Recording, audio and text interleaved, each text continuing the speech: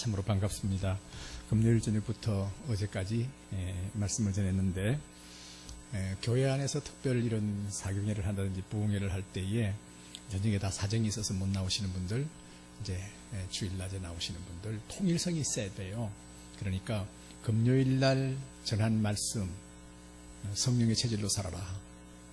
그 다음에 축복의 통로 순종과 헌신 다 그런 말 아니냐 할지 모르지만은 통일성이 있기 위해서는 CD를 구입해서 참석 못 하시는 분들은 꼭 참석하시기를 바랍니다. 어제는 아마 남성들이 좀 적었는데 축구 때문에 그런 것 같아요. 그런데 여러분 보세요. 집회 다 참석해도 연장전에 가가지고 우리가 2골 이겼잖아요. 저는 집회 마치고 가가지고 그걸 보고는 얼마나 신났는지 할렐루야 했습니다. 근데 그거 0대0 본다고 집회도 참석 안 하신 분들 회개하시고 그 CD를 꼭 구입해서 들으시기를 바랍니다. 할렐루야. 나는 진정 성령의 사람인가 하는 주제를 가지고 말씀을 전했습니다. 스스로 나는 진정 성령의 사람인가. 세상 사람들이 있고 성령의 사람들이 있습니다. 성령의 사람들은 예수 믿고 구원받은 하나님의 백성을 성령의 사람이라고 부르죠. 그런데 사실 하나님의 백성이 성령의 사람입니다만은 진정 성령의 사람인가 하는 것을 확인해 봐야 돼요. 그거는 성령의 사람으로 사는 사람들을 진정 성령의 사람이라고 하는 거요. 여러분 모두는 다 진정 성령의 사람이 될 줄 믿습니다. 그 한 예로 또한 오늘의 주제가 하나님의 권위를 존중하라 하는 것입니다. 저는 이 말씀을 담임 목사 때는 한 번도 설교 못했어요. 왜냐하니까 담임 목사가 설교하기가 참 어려운 거예요. 그래서 제가 은퇴하고 난 뒤에 원로 목사가 된 후에 집회할 때마다 집회 요청하면은 반드시 제가 금토 주일 해서 주일 낮 시간을 줄 수 있느냐, 쓸 수 있다 그러면 오케이. 그리고 목양 사역에 참여할 수 있기를 바랍니다 하는 조건을 달고 제가 이 집회를 합니다만은 오늘 읽은 본문을 보면은 각 사람은 위에 있는 권세들에게 복종하라. 권세는 하나님으로부터 나지 않으며 없나니 모든 권세는 다 하나님께서 정하신 바라. 로마서 13장 1절 2절. 그러므로 권세를 거스리는 자는 하나님의 명을 거스림이니 거스리는 자들은 심판을 자취하리라. 이 권세라는 말과 권이라는 말은 같이 해석이 돼도 다름이 없습니다. 이것을 칼빈은 영적 주권이라고 하는 말로, 영역 주권이라 하는 말로 대변했습니다. 칼빈은 우리 장로교의 뼈를 세운, 기둥을 세운 정말 귀한 신학자입니다. 종교개혁자입니다. 그렇기 때문에 영역 주권을 침범해서도 안 되고 영역 주권은 분명히 서야 한다. 이것이 교회 공동체에 주님이 우리에게 주시는 귀한 진리인 것입니다. 자, 우리 하나님 참 좋으신 하나님입니다. 아멘입니까? 우리가 어떤 잘못을 저질러도 용서할 준비가 돼 있어요. 자식이 잘못하면은 부모가 용서할 준비가 돼 있어요. 잘못했다고 고백하고 다시 안 그러겠다고. 또 다시 그런다 할지라도 그리 빌 때에 그걸 받아주는 게 부모예요. 우리의 하나님도 마찬가지예요. 예수 그리스도를 통해서 우리의 모든 죄를 짊어지게 하시고 하나님께서 새로운 법을 주셨어요. 그 새로운 법이 뭐냐?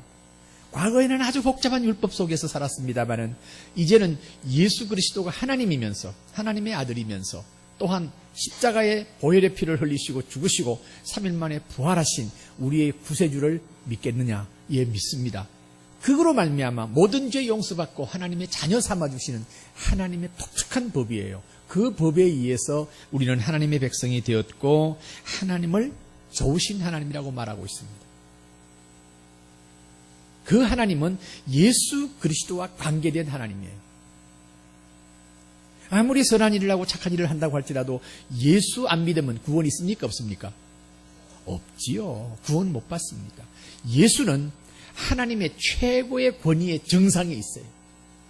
예수를 부인하면 절대로 구원 못 받습니다.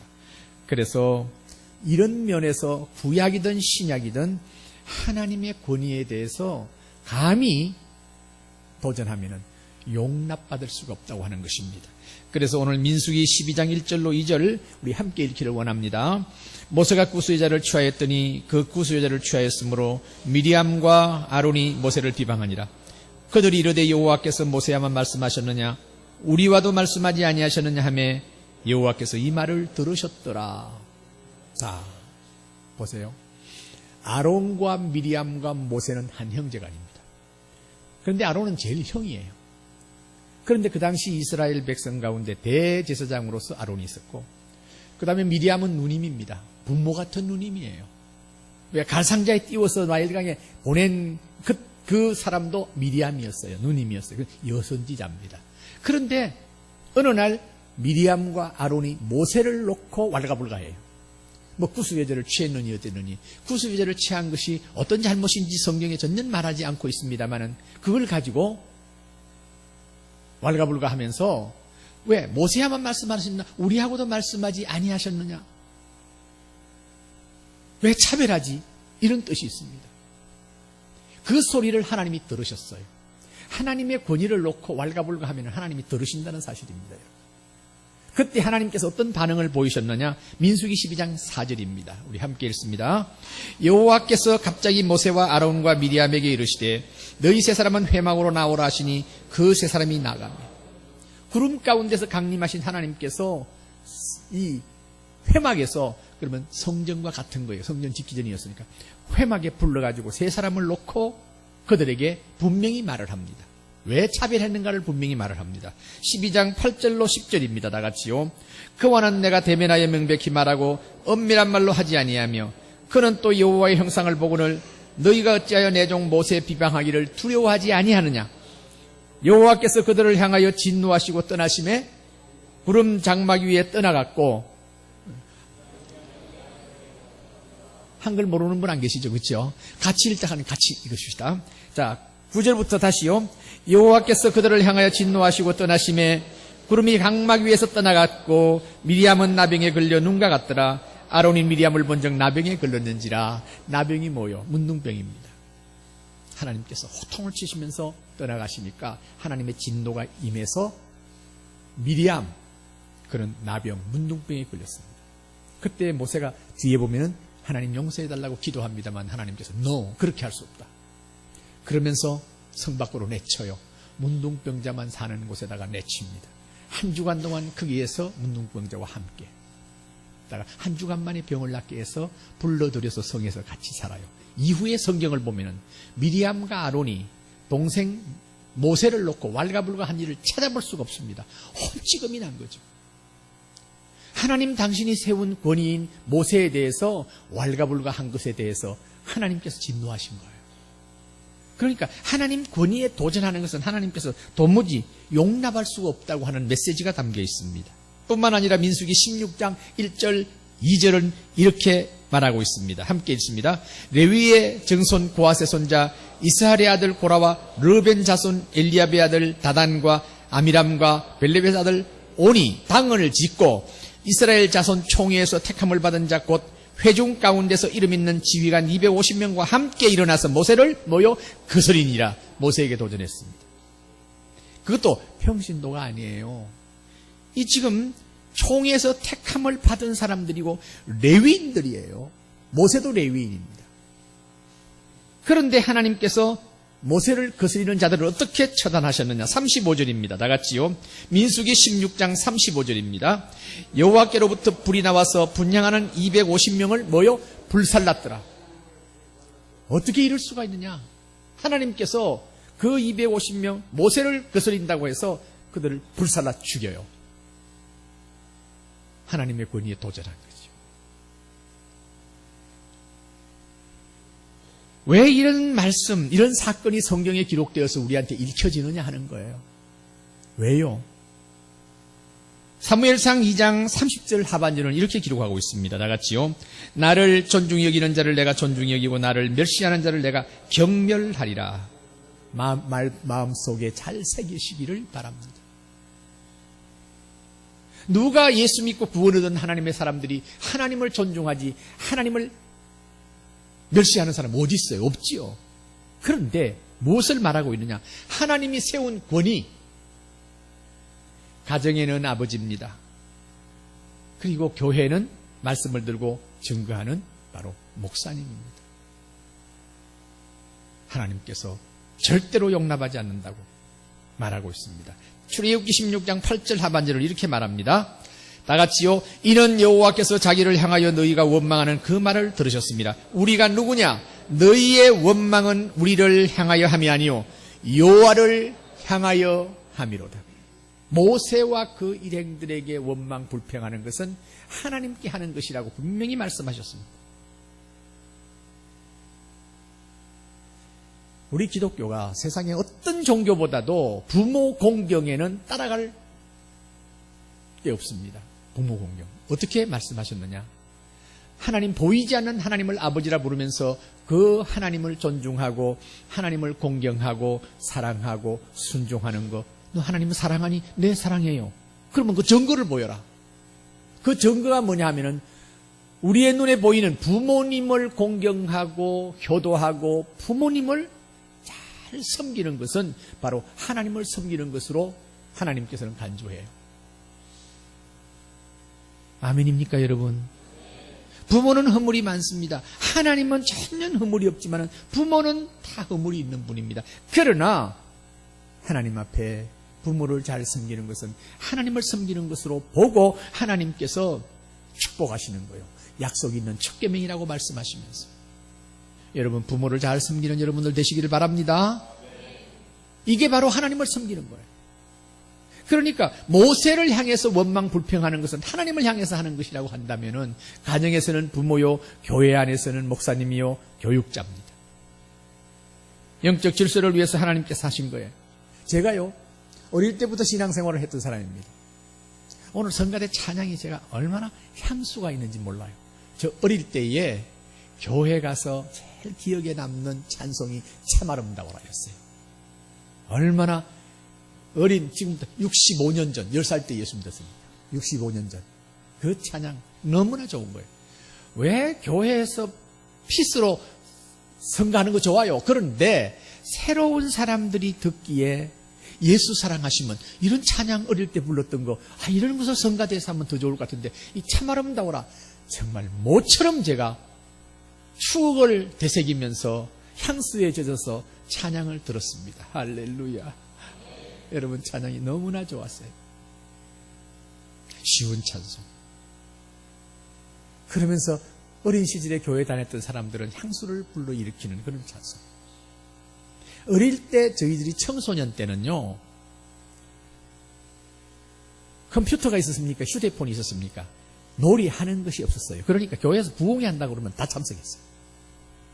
다 참석하는데 제가 생각하기에도 그 부흥사 목사님들이 얼마나 그렇게 재미있는지 몰라. 너무너무 재밌어요. 그런데 재미있게 하면 서로 깔깔깔 웃기도 하고 막 이러는데 깊은 진리에 들어가면 자요. 자다가 또 웃는 소리 들으면 깨요.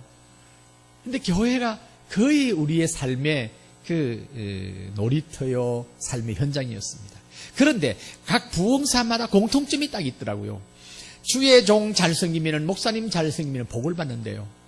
틀린 말은 아닌 것 같은데 목사끼리 서고 주거니 받거니 한다. 속된 말로 짜고 치는 고스톱 같아. 청소년기에 그런 반항기가 있었어요. 그런데 제가 인격적으로 주님을 만나고 말씀을 통해서 은혜를 받고 성경을 볼 때, 그 부흥사들이 하는 말이 다 맞구나. 옳은 말이구나. 평신도 하고 분명히 다르다. 히브리서 13장 17절입니다. 자, 다 같이요. 너희를 인도하는 자들에게 순종하고 복종하라. 그들은 너희를 영혼을 위하여 경성하기를 자신들이 청산할 자인 같이 하느니라. 그들로 하여금 즐거움으로 이것을 하게 하고 근심으로 하게 하지 말라. 그렇지 않으면 너희에게 유익이 없느니라. 여러분, 우리를 영적으로 인도하는 분이 목사와 장로님이에요. 그 가운데 목사님은 특히 우리의 영적 부모로서 우리가 잘못되고 뭐 하는 걸 보면은 부모가 자식이 잘못됐을 때 가슴 아파하듯이 목사는 가슴 아프면서 내가 하나님 앞에 바로 있지 못하고 기도하지 못해서 그렇구나 하는 생각을 하면서 자신을 경성하기를, 자신들이 청산할 같이 하는 사람들이 목사님들이, 교육자들이에요. 그렇기 때문에 성경은 뭐라고 말했습니까? 그들로 하여금 즐거움으로 사역하게 해야지 근심으로 하게 하지 말라. 무슨 말인가 아시겠죠? 설명 안 해도 근심으로 하게 하지 말라. 그렇지 아니하면 유익이 없다. 손해본다 말씀이에요. 저는 목회를 하면서 평신도 철학을 가지고 제자훈련 목회를 해왔습니다. 우리 이 목사님도, 정 목사님도 지금 계속해서 이 제자훈련에 대해서 관심을 가지고 이번에 10월 말에 제자훈련 지도자 세미나, 칼 세미나에 등록까지 했습니다. 저를 부른 것도 그런 관계에서 서로 좀 정보도 받고 노하우도 받고 하겠다고 하는 열정이 대단해요. 40대 초반의 이 나이에 이 정도로 교회를 하게 되면은 뭐죠, 다른 거 생각하지 않아요. 자만할 수 있는 그런 기회가 있습니다만 전혀 아니고 계속해서 추구하고 배우려고 하고 하는 그 모습을 보면서 참 언론 목사님 정말 이 목사님 잘 키웠다 하는 생각이 드는 거예요. 저는요, 이 세상에서 해습이라 하고 뭐 이렇게 뭐 어쩌고 저쩌고 하는데, 저는 제가 성장하면서 또 목회를 하면서 제 후배들 또 제 주위에 있는 사람들, 많은 여러 사람들을 아버지 교회로 인도해서 그 청빙 위원장 장로님을 만나서 훈련 잘 받았으니까 다른 사람 불러가지고 복잡한 교회가 돼서 시험 들고 그러지 말고 이 목사님 청빙하십시오 해가지고, 본인은 또 가기 싫어하더라고요. 며느리도 가기 싫어하고 아버지 교회에. 그런데 밀어였어요. 너무 잘하는 거예요. 너무 잘하는 거예요. 그 교회도 지금 부천인가 인천인가 있는데 아주 잘해요. 부산에서도 여러 곳에 그랬어요. 성경의 원리가 아버지 목회를 자식이 사위가 한다는 것은 성경적이에요. 어떻게 하다가 세상이 이렇게 그것을 가지고 왜 김일성, 김정일 세습은 아무 말도 안 하면서 교회에서 자녀가 개성하는 걸 왈가불로 하는지, 이 교회는 정말 감사한 교회예요. 이 교회가 보니까 천년 건강한 교회, 얼마나 감사한지 몰라요. 그래서 제가 아버님 목사님께, 원로 목사님께 잘 키웠습니다. 앞으로 계속 기도해 주시고, 저도 그게 대해서 가능하면은 제가 힘다는 대로 돕겠습니다. 여러분, 목사 잘 만나는 것이 얼마나 축복인지 모릅니다. 아멘입니까, 여러분? 계속해서 목사님을 위해서 기도해 주시기를 바랍니다. 그래서 저는 그런 평신도 훈련을 해서 그분들을 훈련시켜서 그분과 더불어 세우고 또 함께 지혜를 나누고 그 경륜을 나누는 그런 목회를 했습니다. 그러나 분명한 것은 하나님께서 제가 우리 정 목사님, 담임 목사님 나이에 부산에 부임했는데 저보다 15살 많으신 장로님들이 6분 계셨어요. 그런데 그 장로님 중에 한 분은, 목사님, 네, 저 6째 동생하고 동갑인 거 아십니까? 이게 무슨 말입니까? 완전히 6째 동생 빨빠이 안 되니까 알아서 기라 이 말이지요. 그래서 저는 한 수도 높였어요. 장로님, 저희 당숙하고 동갑이세요. 뭐 형제로 생각하는 것보다 저는 하나 높였어요. 그러나 하나님께서 저와 함께 하심으로 말미암아 교회가 질서가 딱 잡히면서 그 장로님들이 정말 너무너무 헌신적으로 잘 하셔가지고 오늘날 호산나 교회가 된 것입니다. 여러분, 하나님께서 하셨어요. 하나님께서 하셨어요. 여러분, 그러니까 우리 모두는 다 왕같은 제사장입니다. 자, 베드로전서 2장 9절 우리 한 번 더 읽습니다. 그러나 너희는 택하신 족속이요 왕같은 제사장들이요 거룩한 나라요 그의 소유가 된 백성이니 이는 너희를 어두운 데서 불러내어 그의 기이한 밑에 들어가게 하신 이의 아름다운 덕을 선포하게 하려 하심이라. 제가 성경을 빨리 읽는다고 하시는데 참 경상도 사람으로서 이거 버릇을 고칠 수가 없더라고요. 천천히 읽으려고 그러면은 오히려 더 힘들어. 그러니까 못 따라오면 눈으로 읽으세요. 눈으로 읽으세요. 예. 영적 질서를 위해서 하나님께서는 교회에 목사를 세우고 이렇게 했습니다. 하나님의 뜻이 있어요. 성도를 온전케 하고 봉사일을 하게 하고 여러 가지 목적을 가지고 목사를 세우셨는데, 자, 할아버지가 예수 믿었습니다. 하나님을 뭐라고 부릅니까? 아버지라고 부르죠. 그 아들이, 아버지가 예수 믿었어요. 하나님을 뭐라고 불러요? 아버지죠. 손자가 예수 믿었어요? 아버지죠. 그러면 이나네나 똑같습니까? 아니잖아요. 가정에서나 세상에서 질서가 있습니다. 할아버지, 아버지, 손자가 있습니다. 교회 안에서 영적 질서를 위해서 교회에서 하나님께서 목사를 세우시고 거기에 하나님의 권위를 주셨습니다. 자, 보십시오. 계시록 1장 20절 우리 함께 읽습니다. 내가 본 것은 내 오른손에 7별의 비밀과 또 7 금촛대라. 7별은 7 교회 사자요 7 촛대는 7 교회니라. 성경은 참 위대하다는 것이 그렇습니다. 이것이 1600년 동안에 40여 명의 저자에 의해서 쓰여진 책입니다. 하나님이 계시를 주셨죠. 그런데 1600년이라 하면 얼마나 긴 세월입니까? 그런데도 하나도 서로 충돌하지 않아요. 왠 줄 아세요? 저자가 하나님 한 분이기 때문에 그렇습니다. 그런데 그 모든 저자들은 하나님의 계시의 말씀을 귀로 듣고 기록을 했어요. 그런데 요한계시록을 보면은 요한 사도에게 부활하신 주님께서 직접 보여줬어요. 환상을 보여주셨어요. 부활하신 주님께서 내가 본 것은 내 오른손에 7별의 비밀과 7 금촛대라. 7별은 7 교회의 사자요 금촛대는 7 교회니라. 여러분 7별 7 교회의 사자라고 그랬어요. 성경에 보면 7 교회가 있잖아요. 에베소 교회부터 시작해서 그 7 교회는 지상에 있는 모든 교회의 유형입니다. 거기에 사자들. 사자가 뭐냐?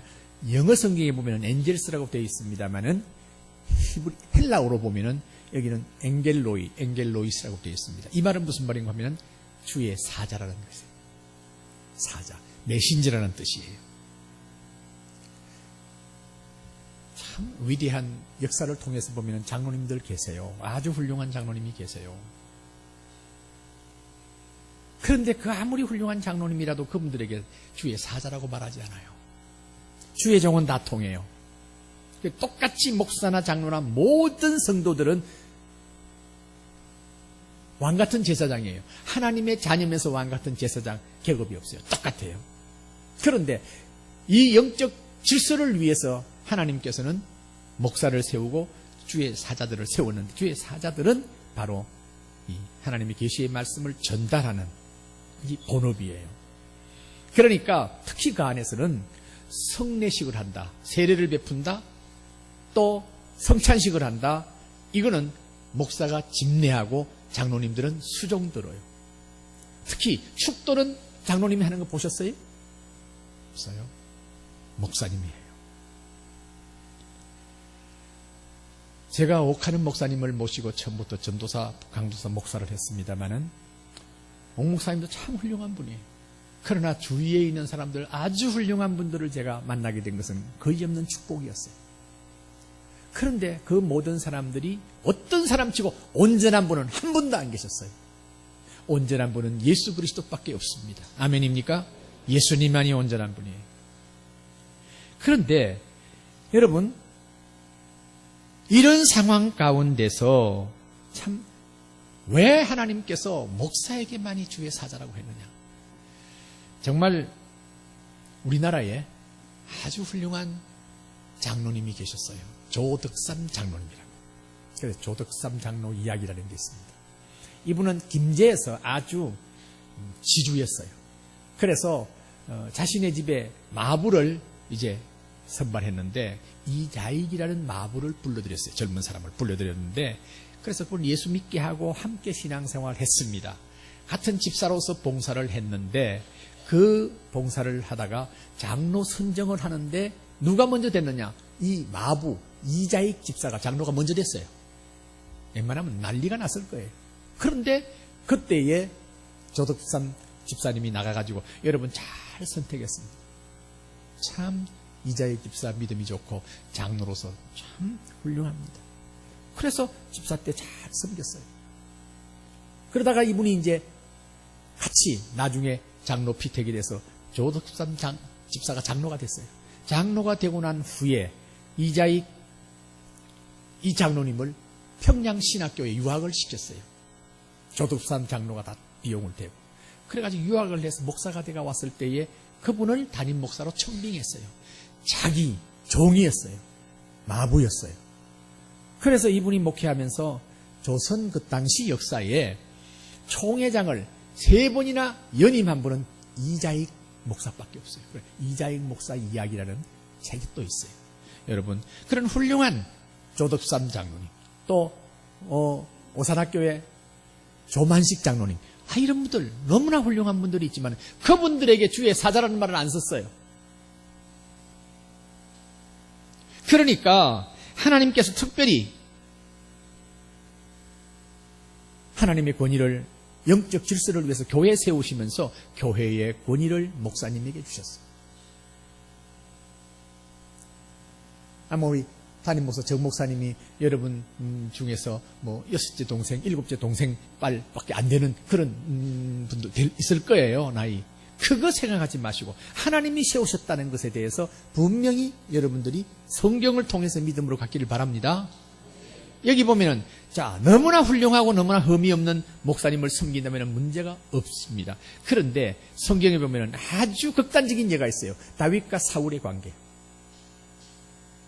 사울이 초대 이스라엘 왕이 되어가지고 정치를 하고 하는데 이분이 위기를 만났습니다. 블레셋에 아주 골리앗이라는 대장이 나와가지고 40일 동안 나오라, 나하고 붙을 사람이 있으면 이기면은 우리가 너희 종이 되겠고 너희가 이기면 우리가 종이 되겠다 하면서 아주 나라를 쥐락 흔들고 있는 이런 판에 아무도 나갈 사람이 없었어요. 그때에 혜성같이 나타난 소년 다윗이 가서 골리앗을 처단합니다. 여러분 다 알지죠. 그래서 사울이 감동해가지고 그를 자기 부마로 사위로 삼고 자기 밑에 데리고 있었는데 백성들이 뭐라고 그러느냐, 다윗은 만만이요 사울은 천천히다니까 그때부터 시샘이 돼가지고 시기 질투로 해가지고 시험에 들어요. 그래서 다윗을 죽이려고 하고 다윗이 도망을 갑니다.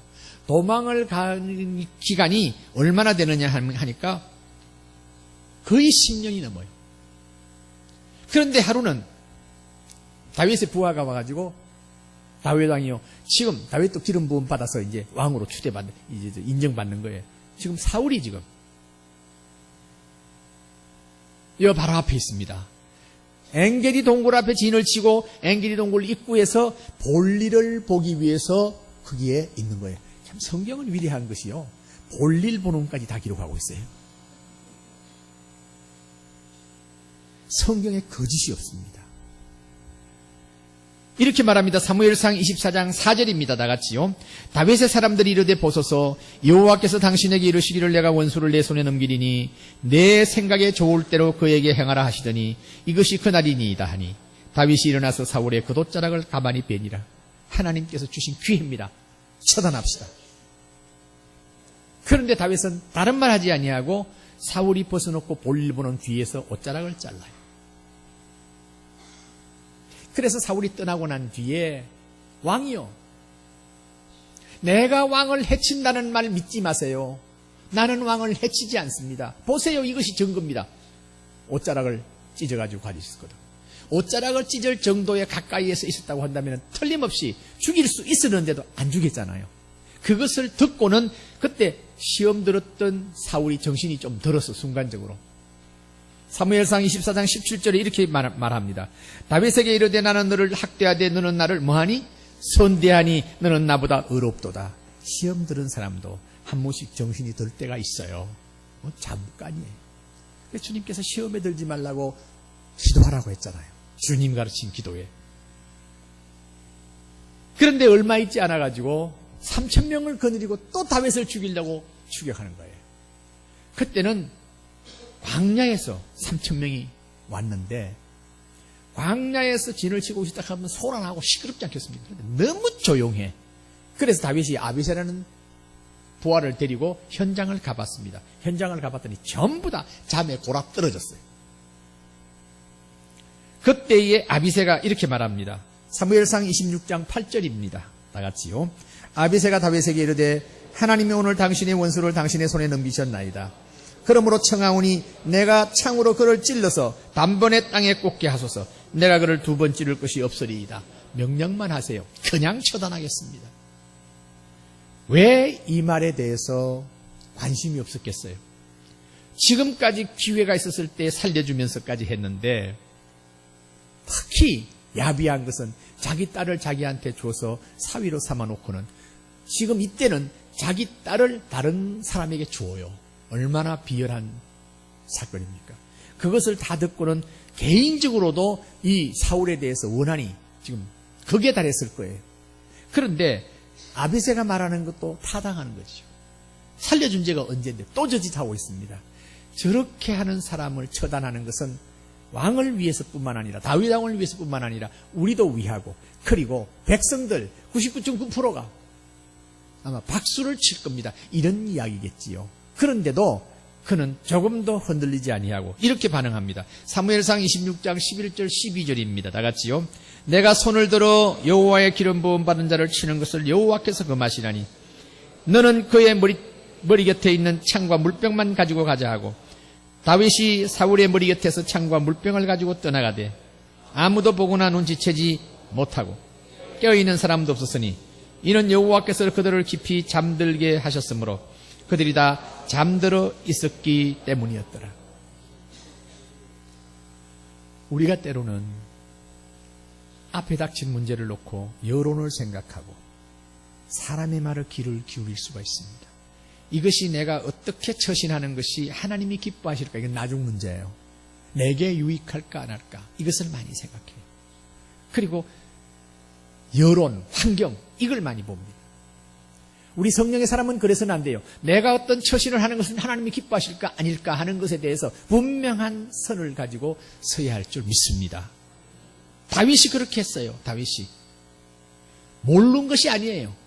도망자의 신세에 한 해 두 해도 아니고 얼마나 지겹습니까? 집에 가지도 못하고 동굴 속에서 자야 하고, 제대로 모욕이나 할 수 있습니까? 제대로 음식을 먹을 수 있습니까?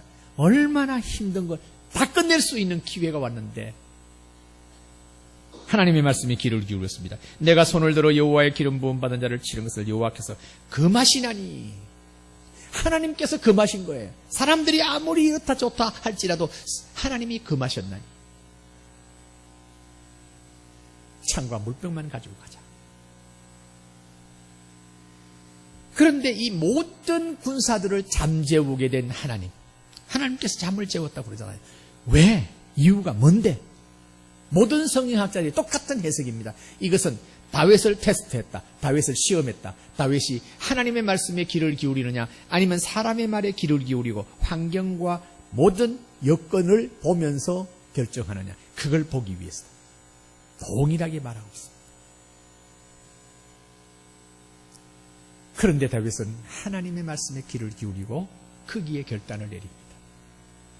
그래서 하나님께서 참 선지자들 가운데 아주 훌륭한 분들이 많습니다마는 하나님께서 다윗에게 극찬을 합니다. 이새의 아들 다윗을 보니 내 마음에 합한 자라고. 할렐루야. 오늘 말씀을 듣는 여러분들이 여러분의 이름을 하나님께서 거명하면서 내 마음에 합한 자라고 하는 극찬을 받는 여러분 되시기를 주의 이름으로 축원합니다. 하나님 앞에 인정받고 살면 두려울 것이 없습니다. 하나님과 동행하고 사는 삶이야말로 가장 복된 삶입니다. 그런 결단을 하면서 여러분 사시기를 주의 이름으로 축원합니다. 이 사건이 있고 얼마 있지 않아서 블레셋 전쟁 가운데서 사울은 전사해요. 죽어요. 그런데 아쉬운 것은 다윗의 절친한 친구 요나단까지 함께 죽어요. 하나님께서 하셨습니다. 자, 보십시오. 마태복음 12장 31절입니다. 그러므로 내가 너희에게 이르노니 사람에 대한 모든 죄와 모독, 회방은 사하심을 얻되 성령을 모독, 회방하는 것은 사하심을 얻지 못하고. 성령을 회방하는 것이 무엇이냐, 모독하는 것이 무엇이냐, 이것은 바로 하나님의 권위에 도전하는 것입니다. 용서받지 못할 죄라는 것이죠. 마가복음 3장 29절도 똑같습니다. 다 같이요. 누구든지 성령을 모독하고 해방하는 자는 영원히 사하심을 얻지 못하고 영원한 죄가 되느니라. 이 말씀은 여러분, 우리가 어떤 선한 일을 하고 우리의 생을 불살라서 희생한다고 할지라도 예수 믿지 아니하면 구원이 없듯이, 제가 신학교에서 가장 참 충격을 받은 것이 있다고 한다면 복음 비평사에 제일 우두머리가 누구냐? 제가 알버트 슈바이처 박사에 대해서 아주 좋은 이미지를 가졌고 긍정적으로 생각했습니다. 예수의 뒤를 따라서 의사가 돼가지고 편안하게 살 수 있는 문화, 모든 것을 문명을 버리고 아프리카에 들어가서 그 흑인들과 함께 생활하다가 한 생애를 마친 참으로 성자다라고 생각했는데 복음 비평사의 우두머리예요. 다시 말하면 이 사람은 인간 예수를 추종했지 하나님이신 예수를 믿지 않았어요. 참으로 불행한 사람입니다. 우리가 믿는 예수 그리스도는 하나님이시면서 우리의 죄를 위해서 속죄양으로 이 땅에 오셔서 십자가에 죽으시고 3일 만에 부활하사 우리의 구원자가 되신, 지금도 살아 계시는 하나님의 놀라운 아들, 그렇게 믿어야 되는데 그렇게 믿지 않고 인간 예수, 사람이신 예수를 추종해서 그렇게 한 거예요. 얼마나 불행한 사람이에요, 여러분. 그래서 종교개혁자 루터는 목사와 다른 신자 사이에 어떤 차이, 특히 신분상의 차이는 존재하지 않는다 할지라도, 그렇잖아요. 하나님의 백성이요 왕같은 제사장이요 신분 차이는 아닐지라도 특별한 명령으로 목사의 직분은 다른 것과 확실히 구별된 직분이다 라고 종교개혁자 마르틴 루터는 정언했습니다. 그리고 칼빈은 목사는 단순히 교회에 고용된 직원처럼 취급당해서는 안 될 것이다. 하나님의 뜻을 행하는 사람으로서 사람들의 변덕에 이리저리 끌려다니지 않는 하나님의 종으로 인정을 받아야 할 것이다. 아멘입니까, 여러분? 그러니까 우리는 이걸 알아야 돼요. 로마서 12장 19절로 21절 우리 함께 읽습니다. 내 사랑하는 자들아, 너희가 친히 원수를 갚지 말고 하나님의 진노하심에 맡기라. 기록되었으되 원수 갚는 것이 내게 있으니 내가 갚으리라고 주께서 말씀하시니라. 내 원수가 줄이거든 먹이고 목마르거든 마시게 하라. 그리함으로 내가 숯불을 그 머리에 쌓아놓으리라. 악에게 지지 말고 선으로 악을 이기라. 원수에게 어떻게 이렇게 할 수 있어요? 인간적인 면에서는 전혀 불가능합니다. 그러나 성령의 사람으로, 성령이 그를 지배할 때는 하나님의 말씀이기 때문에 내가 도무지 마음이 안 가지만은 그렇게 하겠다고 순종할 때에 성령께서 역사해 주실 줄 믿습니다. 이 말씀을 아주 선명하게 여러분들이 구별하는 것은 하나님의 영역이 있습니다. 그리고 저와 여러분의 영역이 있습니다. 달라요. 하나님의 영역은 진노하고 심판하고 복수하는 영역이지만 우리의 영역은 사랑하고 축복하고 그들이 필요를 채워주고 섬겨주는 영역이에요. 달라요. 하나님의 영역과 우리의 영역은 분명히 다릅니다, 여러분. 우리가 사회생활 하다 보면요, 사회에 별난 사람 다 있습니다. 자기의 출세를 위해서, 자기가 올라서기 위해서는 수단과 방법을 가리지 아니하고 주위에 있는 동료라도 짓밟고 일어서는 사람들이 많습니다. 뭐 저런 긴 하고 마음 가운데 분노가 나지요. 그러면 두고 보자, 내가 가만히 두지 않겠다. 이런 사람들, 세상 사람은 그렇게 말할 수 있어요. 그러나 우리는 그렇게 하면 안 돼요. 하나님께 맡겨야 돼요.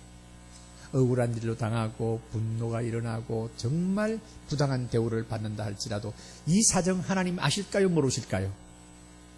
아실까요, 모르실까요? 아세요. 우리의 안고 눕는 것을 아시고 멀리서도 우리의 생각을 통촉하시는 하나님, 우리의 머리털까지 세신 바 되신다고 했잖아요. 반복해서 제가 말씀드립니다. 무슨 할 일이 없어서 하나님께서 우리 머리털을 세시냐 말이에요. 그러나 이 말씀은 나보다 하나님은 나를 더 잘 아신다는 거예요. 여러분보다도 하나님은 여러분을 더 잘 아세요. 어떤 상황에 있는지 너무나 잘 아세요. 지금 여러분들이 계속해서 고통당하는 문제 하나님이 아세요. 질병 가운데서 투병하고 있는 거 하나님 아세요. 그렇다고 한다면 그 모든 사정을 아시는 하나님께서는 그냥 방관하지 않으세요.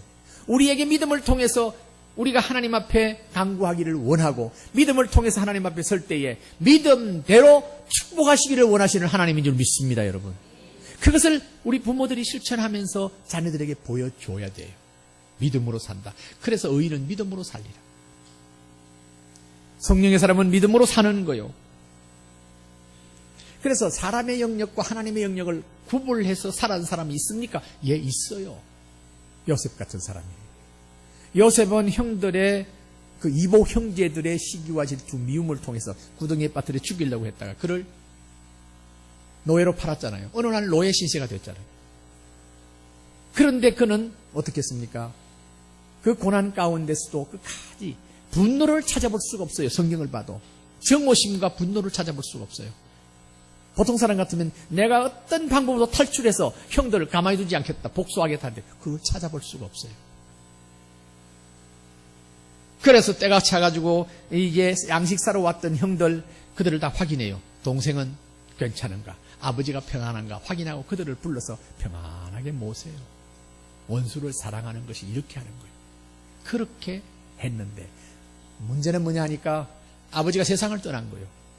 지금까지 아버지가 살아있었기 때문에 우리를 봐줬는데 아버지가 세상을 떠났으니까 이제는 복수할 것이다 하는 불안을 가지고 동생한테 찾아와요. 동생한테 찾아와서 아버지가 살아계실 때 우리의 허물과 잘못을 용서하라고 했나이다 하면서 형들이 조아려요.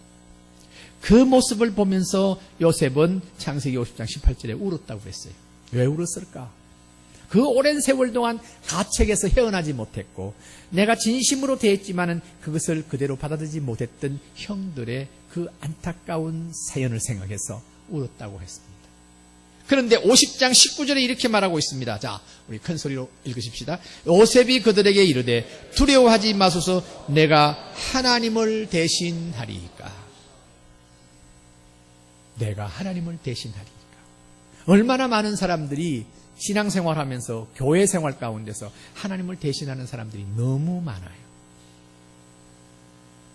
제가 은퇴를 하고 원로 목사로서 여러 지역을 다니면서 집회도 하고 많은 소식을 듣습니다만 교회 안에서 얼마나 갈등과 전쟁이 있는지 몰라요.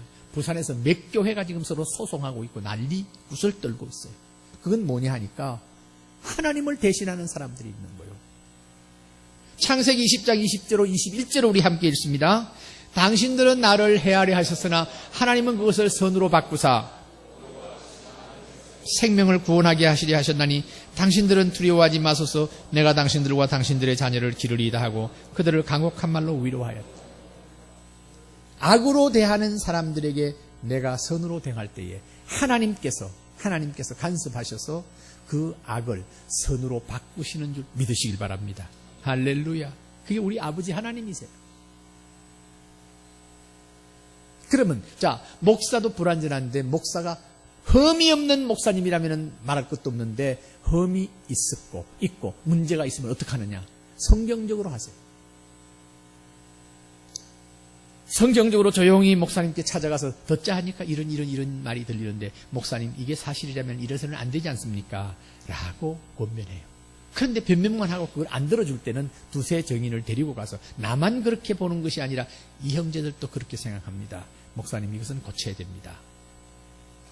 그렇게 하라는 거예요. 그래도 안 듣는다. 그때는 공회에 붙이라고 그랬습니다. 당회, 노회, 총회로 가는 거예요. 거기에서 판단이 내려지면 그대로 순종해야 돼요. 목사도 순종하고 성도도 순종해야 돼요. 하나님을 대신하는 일은 그런 절차를 거치지 아니하고 자기가 하나님이냐 나가라든지 뭐 어쩌든지 이런 일, 지금 그런 일이 많잖아요. 한국교회. 하나님을 대신하는 일 감히 용납받지 못합니다. 여러분 분명히 말씀드립니다. 우리는 이 지상에서 교회 생활합니다. 주님의 몸된 교회에서 봉사하고 있습니다. 어떤 예가 있다 할지라도 하나님을 대신하는 일이 없기를 주의 이름으로 축원합니다. 그리고 우리는 믿을 곳이 있습니다. 아브라함을 축복하셨던 하나님은 우리를 똑같이 축복하십니다. 창세기 12장 3절 우리 함께 읽기를 원합니다. 너를 축복하는 자에게는 내가 복을 내리고 너를 저주하는 자에게는 내가 저주하리니 땅의 모든 족속이 너로 말미암아 복을 얻을 것이니라 하신지라. 여러분들이 각자 적용하세요. 세상 사람 가운데서 또 누구든지 나를 축복하는 자는